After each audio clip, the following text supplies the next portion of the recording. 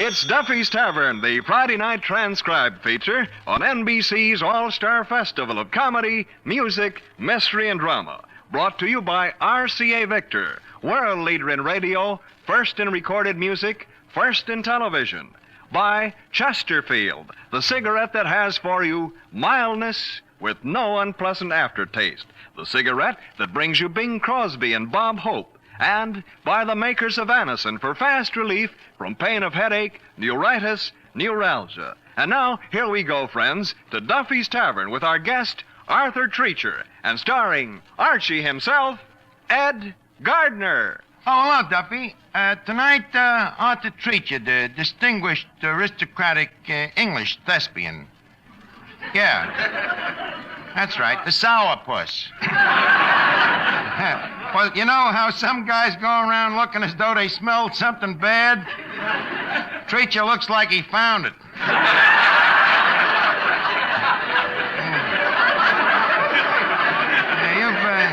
You've seen him in pictures, Duffy, you know. He's the tall, thin, silent type, sort of an English Gary Cooper.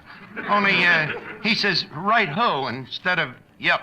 Yeah, he usually takes the part of the butler or the valet, you know. The valet, the guy whose profession is putting on clothes, sort of a reverse Gypsy Rose Lee. Yeah, terrific guy, Duffy, and very, very suave. Your wife says you're suave? Duffy, she means you're a big fat suave. Well, Treacher's different, you know. He's very stiff and cold and aloof. Always wears formal clothes, you know. He sort of gives you the impression he's looking at you from a coffin.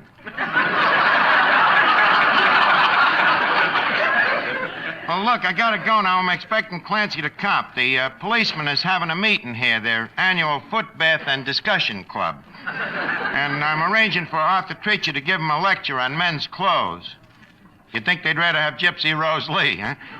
Oh, what's the use of talking to you? Archie, how come you're all dressed up tonight? You noticed it, huh? Well, I'm writing this lecture for Arthur Treacher on men's fashions, and I thought I'd better live up to it. You're writing a lecture on men's fashions. Yes, I call it Men's Fashions Through the Ages, from the fig leaf to the zipper. With that suit you're wearing, you got the nerve to write a lecture on clothes? Are you kidding? Take a look at this garment. Looks just like Saks Fifth Avenue. Looks more like a Fifth Avenue sack. What are you talking? This suit was specially made. Yeah, but for who? And look at you, a new suit, but you still got gravy on your shirt, a hole in your socks, and a bashed-in hat. So what? It's a sports suit. Besides, Miss Duffy, among better-dressed men, it is considered un de rigueur to look too spick and spat. Man's clothes should have an air of carelessness, you know, casual. Oh, that's why you look like a casualty. Look, it happens that I've always been a snappy dresser. When I was a kid, you know what the gang on the block used to call me? Archie the Fop. You can talk plainer than that. Don't be so wise. Also, I was sometimes called the Pitkin Avenue Beau Brummel.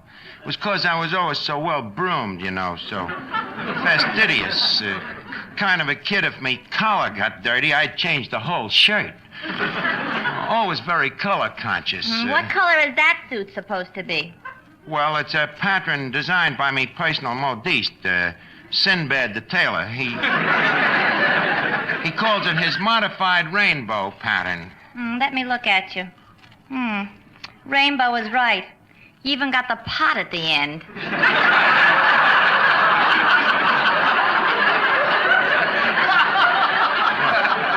Miss Duffy, before you wrap the moat in the other guy's eye, take a gander at the pot in thine own beam. You ain't no tailor's dummy neither, you know. Hello, Arch. Oh, hello, Finnegan. Hey, that bow tie of yours is very smart. Oh, just something I threw on. Oh, very good looking.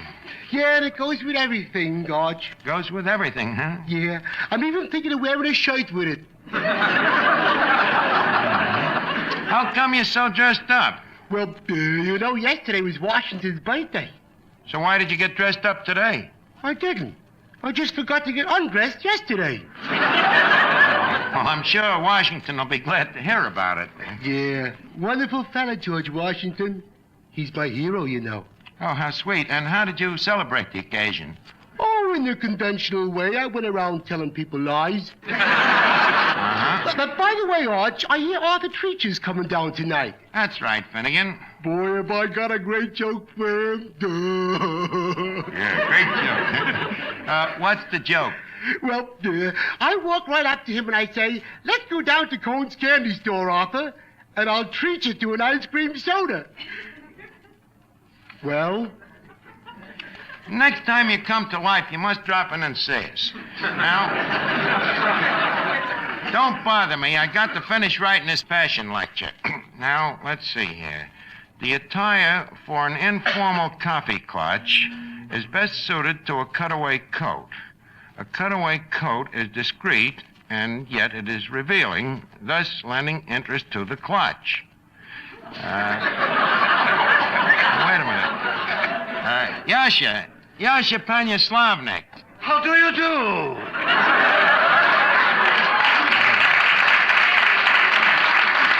Wait a minute. Where have you been? Naturally, I'm in the kitchen. I'm working on a new recipe. A new recipe? Yes. First, I am taking 3 eggs. These I am carefully breaking into a bowl. Then I am adding 1 dash ketchup. Then, with an egg beater, I am thoroughly mixing everything up. Oh, how does it taste? Who cares? I'm giving myself an egg shampoo. An egg shampoo, then why the ketchup? At the same time, I'm taking a henna rinse. Tell me, how do I look? Simply delicious. Thank you. Say, by the by, Chief, that thing you are wearing, what is it? It's my new suit. This is a suit. Yeah, what did you think it was? I don't know. It resembles a tent pitched by a very young Boy Scout. I wouldn't talk if I was you. You ain't so tonsorial yourself. My dear you, these are my working clothes. Just wait until you see me tonight after dinner wearing my soup and fish. Your tuxedo? No, soup and fish. I'm a very sloppy eater.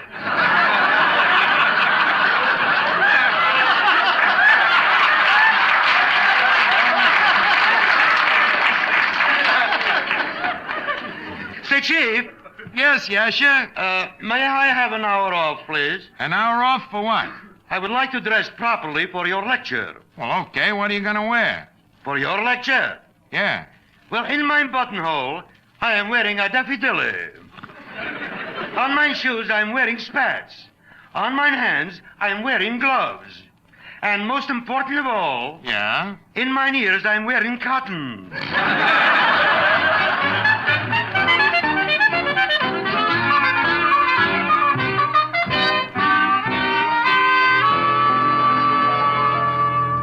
Here's a word from RCA Victor. It's been said that the entire history of the American people during the past 50 years can be summed up in one sentence. The automobile took them out of the home, and the television set brought them back. And the set that does most of the bringing back is an RCA Victor. And that's because RCA Victor television is owned most, proved most. In fact, it's million-proof. Almost 2 million families are happily enjoying RCA Victor television in their homes today. If you want to see a set that turns gadabouts into homebodies, look at the new RCA Victor Regency console, one of the 14 new RCA Victor models for 1951. It has great big 17-inch television, clearer and more powerful than ever, framed in a luxurious cabinet of authentic Regency styling. See the RCA Victor Regency console, and then bring your family happily homeward every day with America's favorite and best-looking television, RCA Victor.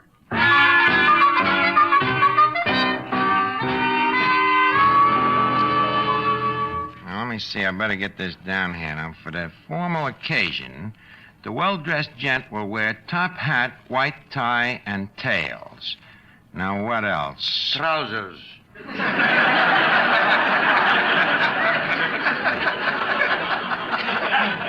Well, that's obvious, and don't be such a wise guy, Yasha. Say, Archie, What, Miss Duffy? that man over there is putting English pennies in the pinball machine. English pennies? How's he doing? He's losing his pence. You get it?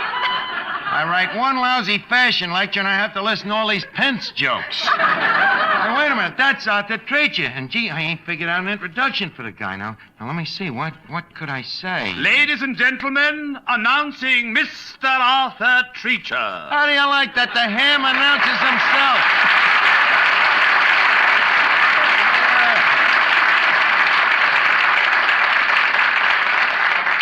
Arthur Treacher. Arthur, how do you like that? Here you are back at the tavern, and I can't think of nothing to say. You can think of nothing to say? No. Well, if I remember you correctly, old boy, it'll take you half an hour to say it. Just a minute. Are you inferring that I talk a lot? I merely state that you're inclined to be excessively verbose. Well, that's different.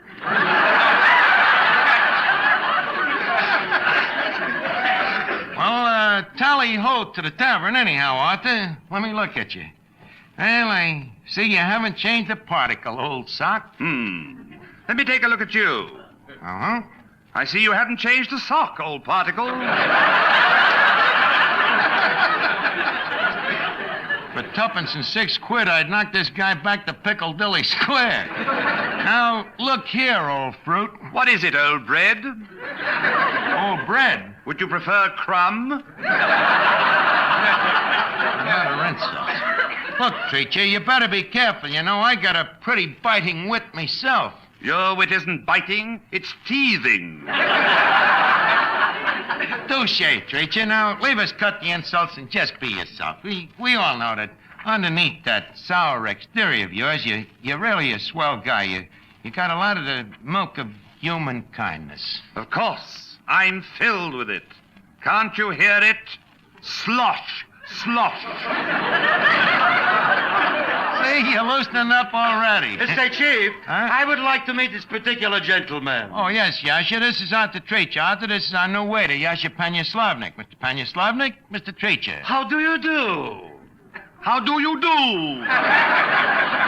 That's very funny. That's very funny. What's very funny? This boy speaks with an accent.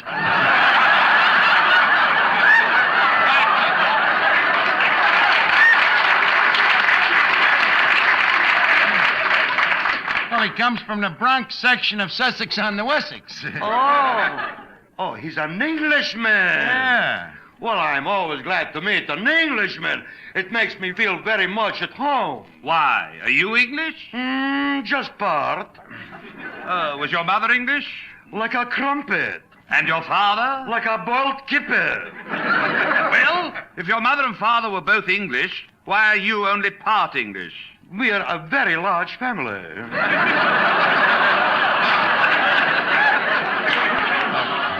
Please, Yasha, desist the conversation and take the gentleman's coat. By all means. Now, just a second. Do you know what to do when one takes a gentleman's coat? Do I know what to do? Well, do you? Most of course. What? I go through the pockets. Oh, Yasha, please. One takes a hanger and hangs the coat up. I hang it up. That's right. Oh, and then I go through the pocket. Look, I better take care of the coat Archie. myself. Perhaps I'd better take care of the coat myself. I'll just toss it over on this hat rack. I beg your pardon. Arthur, this is Miss Duffy. Of course, I could easily understand how you made the mistake, but the hat rack is the one over there, the one without the mustache. Well, Mr. Treacher, it's been 3 years. I guess you've forgotten me. Oh, not at all. I've kept in touch with you through my nightmares. Oh, Mr. Treacher. What is it? Well, Mr. Treacher, you know what I'm going to do? Lay an egg?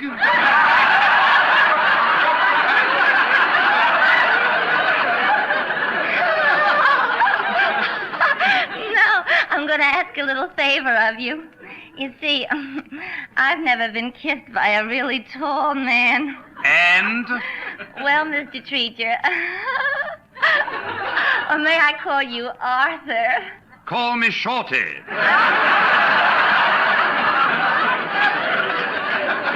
If that's your attitude, go kiss yourself. As far as I'm concerned, it wouldn't be worth the trip. Look, Miss Duffy, get back to the cash register and ring up another no sale, will you? Now, where was we, Arthur? Oh, yes, I was about to ask you about your acting career and how it's coming along. Oh, I've done a few flicks. Few flicks, huh? Yes, and a few shots on the wireless and some appearances on video. Well, keep it up, kid. One of these days you'll be in movies, radio, and television. But in the meantime, what are you doing for the eating money? Well, confidentially, old boy, I've been toying around with the notion of becoming a Western star, a sort of British Hop-Along Cassidy. Oh, splendid notion, Pod. What are you going to call yourself? Tumbling Tumbleweed Treacher? Of course not. I'm sorry, I was just kidding. What are you going to call yourself? Dash it all, Detherington. Dash it all, Detherington. A real tough guy, huh? Ooh, of the vilest sort. There's one scene especially that I love. It shows off my vicious character. What happens? Well, one night, another chap, a cattle rustler, approaches me at the chuck wagon, and adjusting his monocle, he exclaims to me, "Detherington, you are an unmitigated bounder." The cat? And how did you admonish him? Well, completely undaunted, I look him right in the eye and I say, "See here, old chap, when you call me that, grimace." Well,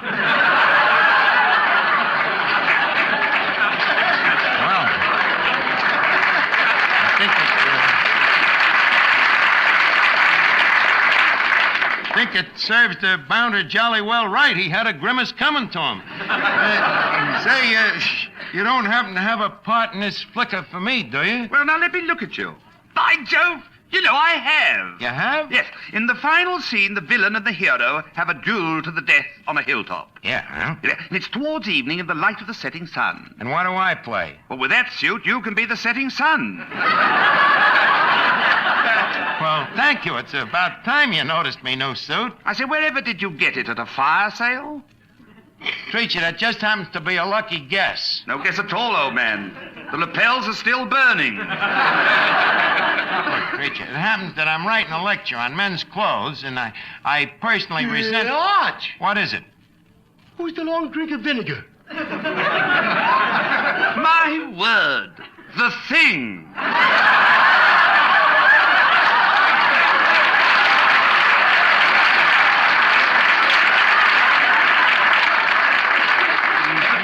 And this happens to be Arthur Treacher, who don't know it yet, but may deliver the lecture that I wrote on men's fashions. Oh, tell me something, Arch. What?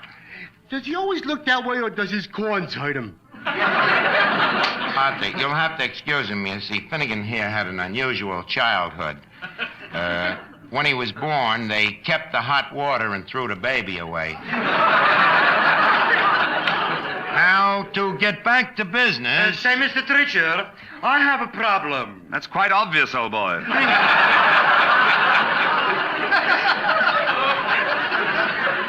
Thank you very much. My problem is this. Next week, I'm expecting to get myself a full dress suit. Yes? Well, with this full dress suit, should I wear white studs or black studs? Well, that varies according to the taste of the undertaker. But I ain't dead. Please, please, old man, leave us not split hairs. But, Mr. Treacher, this suit is not for a funeral.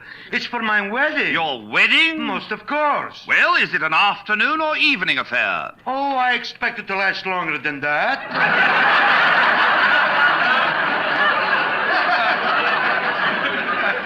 Just a second, Yasha. When are you getting married? Shortly, just as soon as I get the license. As soon as you get the license. Well, congratulations. Tell me, where did you get the girl? Don't they give you that with the license? And thank you, Milton DeLug. Archie, what is this about a fashion lecture? Well, now that the menagerie is left, I can tell you. You see, the Policeman's Footbath and Discussion Club is meeting here tonight, and I wrote a lecture about clothes, and, I know how tough it is to make a buck in your racket these days, and I was wondering, Arthur, if you could possibly, what I mean to say is, could you see your way... Read a lecture? Delighted, old boy. This guy's a bigger ham than I thought he was. You know, rather, there's nothing I'd rather do than deliver a public address. Are you any good at it? Oh, rather, yes. I have a wonderful technique. You see, first I convulse my listeners with an extremely funny anecdote. Now let me see, how does that story go? Oh, yes. Yes, very good, yes. Yes, very good. Oh, yes. Tell me, Costello,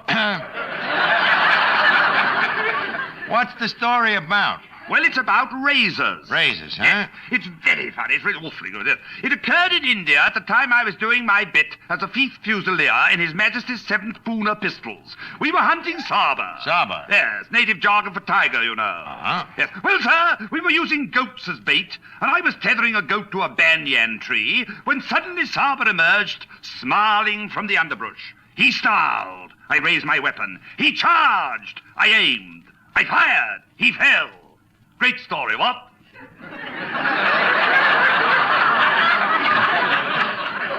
Very mirth-provoking. But what's that got to do with razors? Well, it was a very close shave.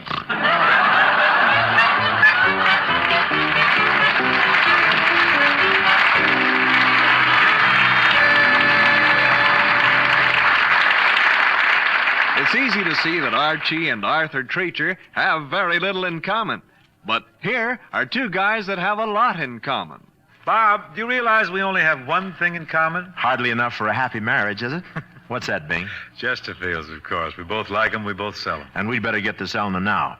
You know, folks, better tasting Chesterfield is the only cigarette that combines for you mildness with no unpleasant aftertaste. How do you know they're mild? Well, you just make our mildness test. You buy them, open them up, and enjoy that milder aroma. Then smoke a Chesterfield. You'll know it's milder because it smokes milder. And Chesterfield leaves no unpleasant aftertaste. That fact has been confirmed by the country's first and only cigarette taste panel. So, always buy Chesterfield. Join me, Junior. Let's sum it up musically. Chesterfield, Chesterfield always takes first place. That mild tobacco never leaves an aftertaste. So, open a pack, Give 'em a smell. Then you'll smoke 'em. Now, let me see. For cocktail parties, the well-dressed man must be careful in his selection of colors for his sweatshirts. If the hostess is serving martinis, it is preferable not to wear a pea green sweatshirt, as it may clash with the olive. However, this is not a must, as the hostess may be colorblind. Now, for an afternoon at the races. Good evening, Archie, me boy. Oh, good evening, Officer Clancy. By the way, how many of you cops is going to be here for the fashion lecture tonight? 16. 16. I thought there was going to be 19. Well, you see, the commissioner is ordered to drive against the bookies. Or to drive against bookies, why would that keep 3 guys away? The boys have been busy placing last-minute bets.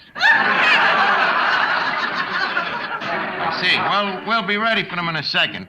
By the way, Treacher, have you looked over the fashion lecture that I wrote? Indeed I have. What did you think of it? But it would take the heart out of Schaffner and Marx. Treacher, after that joke about the Pooner pistols, I wouldn't talk.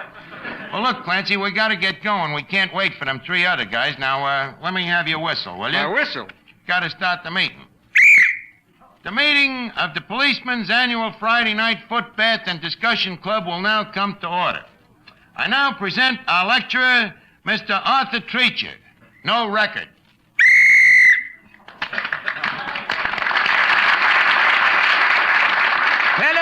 Fellow Flatfeet.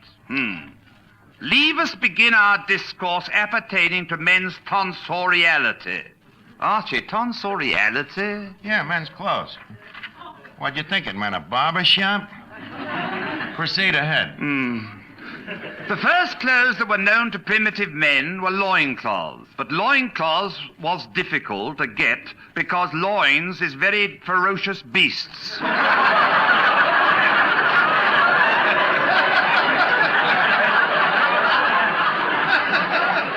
Oh, dear.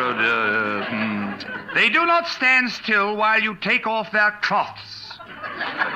So, primitive man was dressed very naked until the invention of the sheep. The skin of the sheep is very valuable. From the outside we get wool, and from the inside we get diplomas. Archie. Oh, Archie, you know. This is really abominable. Yeah, and you ain't come to the best part. Continue. Chapter 2. The greatest step in clothing was the invention of the cotton gin machine, a machine for removing the gin from cotton. A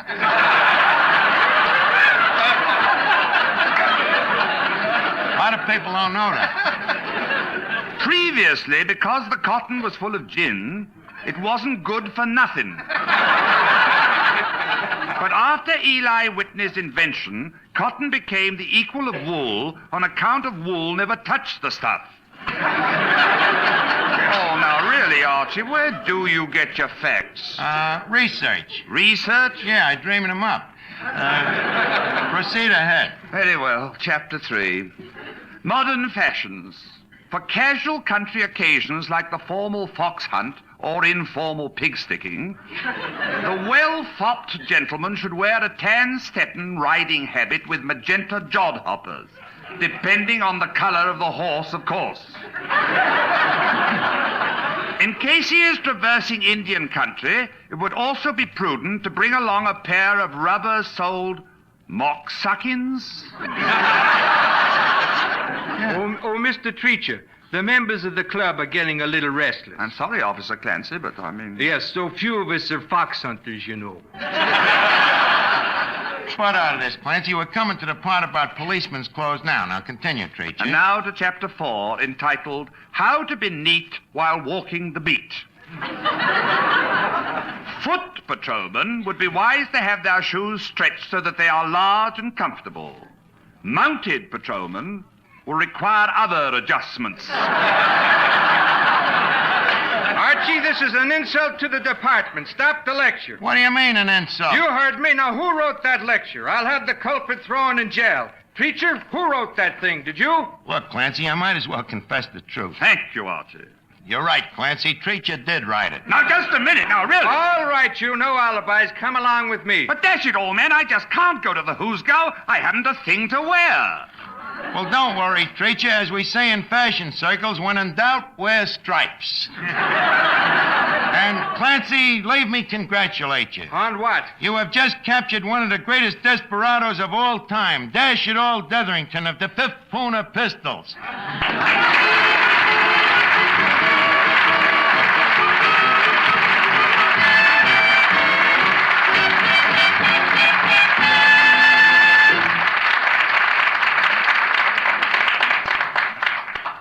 If you'd like to know a quick, easy way to ease the pain of a headache, neuritis, or neuralgia, then, by all means, try Anacin. Your own dentist or physician may, at one time or another, have handed you an envelope containing Anacin tablets. Then, you already know how incredibly fast and effectively Anacin brings relief.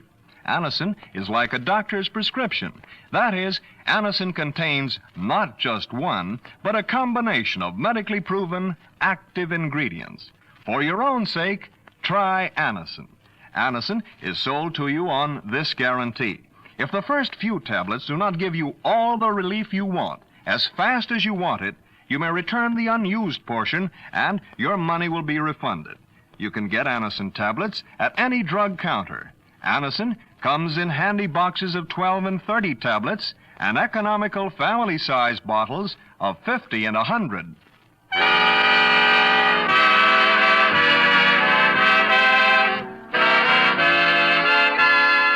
Listen again next week, friends, to Duffy's Tavern, the Friday night transcribed feature on NBC's All-Star Festival of Comedy, Music, Mystery, and Drama. Brought to you by RCA Victor, world leader in radio, first in recorded music, first in television. By Chesterfield, the cigarette that has for you mildness with no unpleasant aftertaste. The best cigarette for you to smoke. And by the makers of Anacin for fast relief from pain of headache, neuritis, neuralgia. Listen tomorrow evening for The Man Called X, starring Herbert Marshall, the Saturday night feature of the All-Star Festival.